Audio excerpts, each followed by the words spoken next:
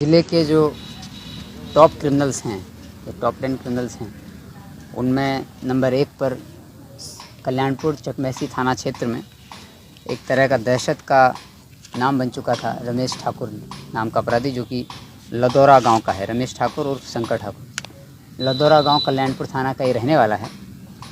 ये अपराधी पिछले 4 साल से पूरे इस समस्तीपुर ज़िले के अलावा कई ज़िलों के लिए बिहार के अलावा कई राज्यों के, प्रदेशों के ज़िलों में भी ये लगातार घटनाएं कर रहा था। तो और एक तरीके से इंटरनेशनल क्रिमिनल, अंतर्राष्ट्रीय अपराधी था। नेपाल में भी कई घटनाएं इसने की थी और पिछले 1 साल से लगातार हम लोग इसको पकड़ने का प्रयास कर रहे थे, लेकिन किसी न किसी वजह से सफलता टीम्स को नहीं मिल पा रही थी। इसको पकड़ने के लिए इस पर 3 लाख का जो रिवॉर्ड है वो भी पुलिस मुख्यालय को प्रस्ताव भेजा गया था, जिस पर 3 लाख का रिवॉर्ड भी हुआ है। और इसको पकड़ने के लिए रिवॉर्ड के अलावा एसटीएफ की टीम भी लगी हुई थी और जिला लेवल पर हम लोगों ने सदर एसडीपीओ संजय कुमार पांडे के नेतृत्व में और साथ ही डीएसपी हेडक्वार्टर अमित कुमार के नेतृत्व में एक टेक्निकल टीम और अभियान चलाने के लिए संजय कुमार पांडे सदर एसडीपीओ के नेतृत्व में एक अभियान टीम का गठन किया था। तो टेक्निकल टीम और अभियान टीम लगातार इसके पीछे लगी हुई थी। कल इसको गिरफ्तार किया गया है और इसके साथ बड़ी संख्या में हथियार और अन्य अपराधी भी गिरफ्तार हुए इसकी सूचना पर।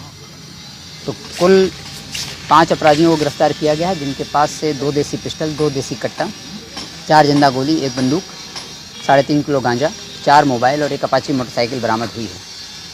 जब इसकी हम लोगों ने इससे पूछताछ हुई और इसका पूरा जो आपराधिक गिरोह का इसका जो तरीका है कार्य करने का, जो शैली है, उस पर इससे पूछताछ हुई और कुल कितनी घटनाएं की थी, जब इसके बारे में हम लोगों ने पता किया तो पता चला कि ये इस क्षेत्र में पिछले 1 साल से समस्तीपुर जनपद में भी कई व्यापारियों से, जो हमारे कल्याणपुर थाना के रहने वाले थे, उनसे रंगदारी मांग रहा था। ऐसी 2 सूचनाएं हम लोगों को माह अक्टूबर और नवंबर में प्राप्त हुई थी। एक मिल्क डेयरी वाले हैं, उनके साथ इसने रंगदारी मांगी थी और एक ज्वेलरी शॉप चलाता है लड़का, उससे भी रंगदारी मांगी थी। इन दोनों रंगदारी की घटनाओं में एफआईआर दर्ज करके भी अनुसंधान किया गया था। उसी अनुसंधान में, टेक्निकल अनुसंधान के आधार पर फिर इसको चिन्हित किया गया। जनवरी 2023 में चकमेसी थाना क्षेत्र में इसने गोली भी मारी थी एक व्यक्ति को, जब इन्होंने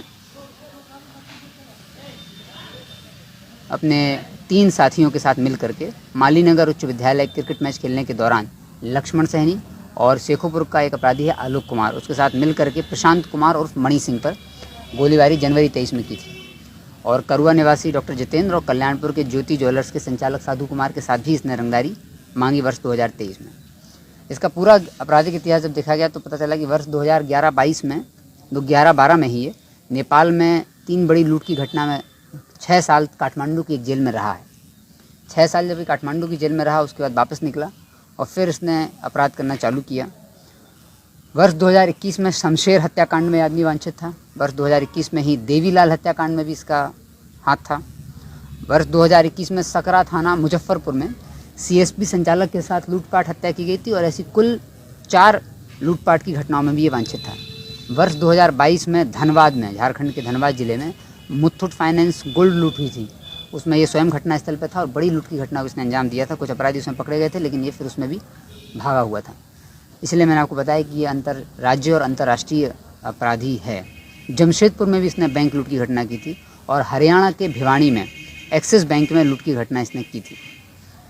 साथ ही इसके जो साथी थे, गिरोह थे, वो यहाँ पर कल्याणपुर और चकमेसी थाना, ये लोग नेपाल के सीमावर्ती क्षेत्र जो बिहार का है वहाँ रहते थे और वहाँ से कल्याणपुर और चकमेसी थाना क्षेत्र में कभी कभी दहशत फैलाने के उद्देश्य से आते थे और अक्सर लदौरा चौक, कल्याणपुर चौक पर फायरिंग की छिटपुट घटनाएं होती थी, जिसमें अक्सर पता नहीं चलता था और बाद में ये फिर व्यापारियों से रंगदारी मांगने का काम भी करता था।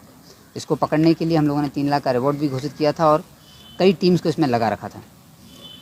इसकी निशानदेही पर हम लोगों को कुल 4 इसके सहयोगी पकड़े हैं, जिनके पास से 2 देसी कट्टा और 1 देसी पिस्टल और 1 बंदूक भी मिली है।